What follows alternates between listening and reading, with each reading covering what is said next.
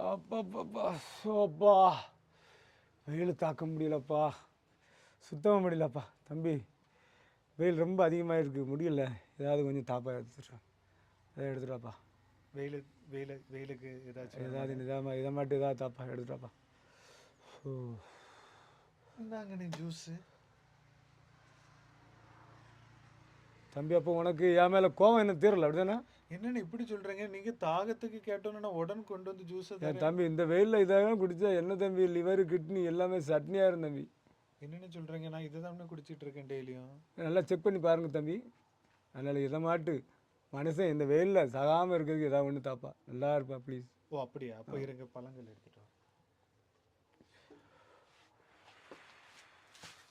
இந்தாங்கண்ணே பழம். நான் வந்துட்டேன் பாரு தம்பி. இதை சாப்பிடுங்க. இது இதை மாதிரி வெள்ளரி பழம், வெள்ளரிக்கு பிஞ்சி, இதெல்லாம் இந்த வெயில் நேரத்துக்கு சாப்பிட்டா இது இந்த இயற்கையில் நமக்கு வந்து இந்த நேரங்களில் இது வந்திருக்கு. இந்த வெயிலுக்கு இது வந்திருக்கு. இது ஆண்டவர் கொடுக்குறது. இதை நீங்கள் அப்படி சாப்பிட்டீங்கன்னா எவ்வளோ நாளும் சாப்பிடுங்க. சாப்பாடை கட் பண்ணி கூட சாப்பிடுங்க, ஒன்றுமே கிடையாது. ஆனால் நீ இப்போ இதுக்கு முன்னாடி தந்தீங்கல்ல, அதெல்லாம் சாப்பிடாதீங்க. அது உங்கள் உடம்புக்கு கேடு. சரியா? அதனால் இது எவ்வளோ நாளும் சாப்பிடுங்க. நம்ம கட் பண்ணுவோம், சூப்பராக சாப்பிடுவோம். மக்களே, நீங்களும் நல்லா சாப்பிடுங்க. இதை தவிர வேறு எதுவுமே சாப்பிடாதீங்க.